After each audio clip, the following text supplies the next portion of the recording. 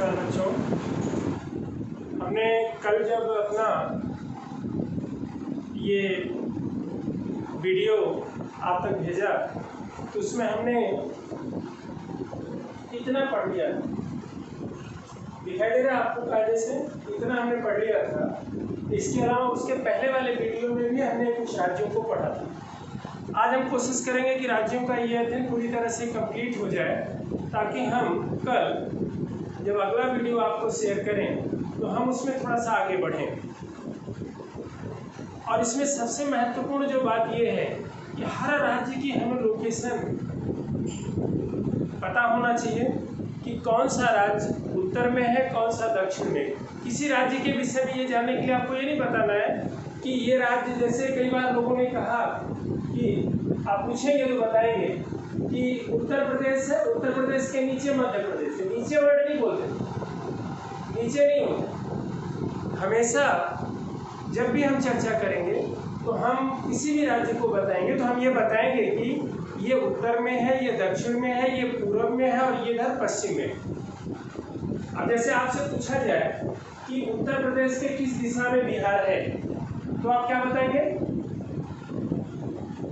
Good, आप बताएंगे पूर्व, यानी उत्तर प्रदेश के पूर्व दिशा में बिहार। और ये पूछा जाए बिहार की किस दिशा में उत्तर प्रदेश है, बिहार के पश्चिम में है उत्तर। हमने यहाँ पे जिक्र किया था कि सबसे अधिक जनसंख्या वाला राज्य उत्तर प्रदेश, सबसे अधिक जनसंख्या घनत्व वाला राज्य बिहार, सबसे कम जनसंख्या घनत्व वाला राज्य अरुणाचल प्रदेश। ये अरुणाचल प्रदेश है जो हमने सबसे पहले वाले वीडियो में शेयर किया था आपसे। अरुणाचल प्रदेश, अरुणाचल प्रदेश, अरुणाचल प्रदेश, अरुणाचल प्रदेश भारत का सबसे पूर्वी राज्य है, सबसे पूर्व में है और यहाँ का जनसंख्या घनत्व भारत में सबसे कम है। जैसे आपके पेपर में आया कि भारत का सबसे कम जनसंख्या घनत्व वाला राज्य दर्शाइए, तो हमें सिर्फ दर्शाना नहीं है, बल्कि बताना नहीं है कि सबसे कम जनसंख्या घनत्व वाला राज्य अरुणाचल प्रदेश है, बल्कि हमें उसको शो भी करना है मैप में। अगर मैप में शो करने के लिए आता है तो इस तरह से धीरे धीरे सारे राज्यों को हम पढ़ेंगे। अब आप देखिए, अगर हमने कल पढ़ा था कि सबसे छोटा राज्य कौन है, अगर ये आता है कि भारत का सबसे बड़ा राज्य कौन है, तो वो सबसे बड़ा राज्य है राजस्थान। ये राजस्थान भारत का सबसे बड़ा राज्य है क्षेत्रफल की दृष्टि से। दूसरा प्रश्न यहाँ बनता है कि अगर हम ये कहते हैं कि भारत का वो कौन सा राज्य है जो सबसे अधिक कपास का उत्पादन करता है, तो वो हो जाएगा गुजरात। गुजरात भारत का सबसे अधिक कपास उत्पादक राज्य है। इसी तरह से हम धीरे धीरे धीरे धीरे एक एक करते हुए सारे राज्यों को पढ़ लेते हैं। जैसे ये हो गया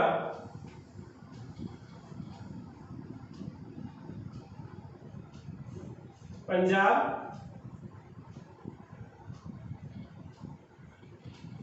ये हो गया हिमाचल प्रदेश, उत्तराखंड और ये हमारी दिल्ली, ये दिल्ली हो गया। इसी तरह से अगर हम उत्तर प्रदेश के दक्षिण में चलते हैं तो यहाँ पे हमें मिलता है मध्य प्रदेश,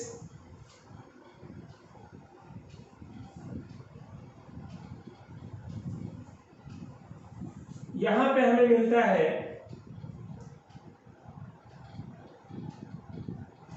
देखिए ये केरल हो गया, ये हमारा हो गया तमिलनाडु,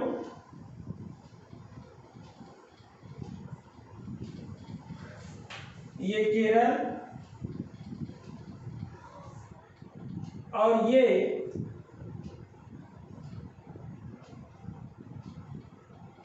तेलंगाना।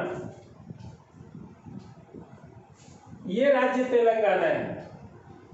तेलंगाना राज्य भारत के मैप में या भारत के लिए 29वें राज्य के रूप में हमारे सामने आया। और इस राज्य का प्रारंभ 2 जून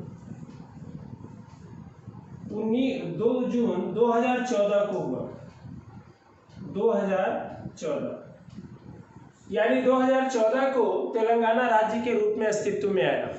जब तेलंगाना राज्य बना उस समय हमारे देश में राज्यों की संख्या हो गई 29 और केंद्र शासित प्रदेश हो गए 7, यानी कुल 36 हो गए।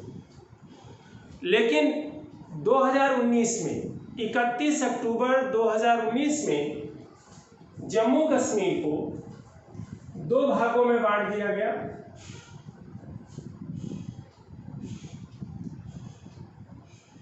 ये जम्मू कश्मीर हो गया बेटा और ये हो गया लद्दाख।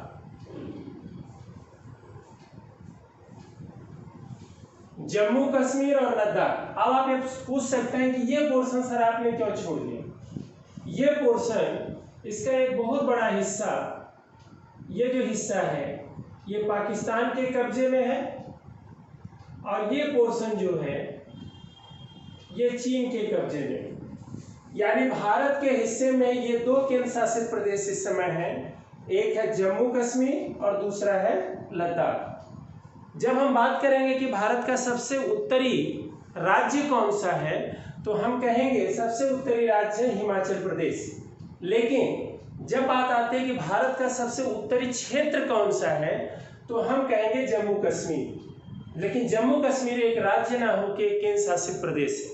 इसी तरह से बेटा हम अगर दक्षिण की तरफ चलते हैं तो देखिए ये आंध्र प्रदेश हो गया, ये तेलंगाना हो गया। इसी तरह से इधर हम चलते हैं, ये छत्तीसगढ़ हो गया, ये आपका उड़ीसा हो गया, उड़ीसा। थोड़ा सा और अगर हम उत्तर तक इसको ले लें, ये हमारा पश्चिम बंगाल है, ये सिक्किम है, सिक्किम है। भारत में सिक्किम राज्य की जनसंख्या सबसे कम है, यानी सबसे कम जनसंख्या वाला राज्य अगर हमें दिखाने के लिए आता है तो वो है सिक्किम। अब आप देखिए कई बार ये भी आ सकता है कि सिक्किम किन 2 देशों के बीच स्थित है, तो 2 देश नहीं बल्कि 3 देश हैं। 3 देश आ जाते हैं, ये नेपाल, ये भूटान और यहाँ पे इसके उत्तरी पोर्शन में आएगा चीन। यानी हमारा जो सिक्किम राज्य है वो 3 देशों से घिरा हुआ है, नेपाल से, चीन से और भूटान से। इसके अलावा देखिए हम जितने भी राज्यों को पढ़ते हैं अगर हम सारे राज्यों को दिखा दें तो आपको एक थोड़ा कन्फ्यूजन सा होगा। तो अब आप थोड़े बहुत जो राज्य बचे हुए, जैसे ये है मेघालय, ये त्रिपुरा है, यहाँ पे है मिजोरम, यहाँ है मणिपुर, ये नागालैंड। तो इन राज्यों को आप लर्न करेंगे।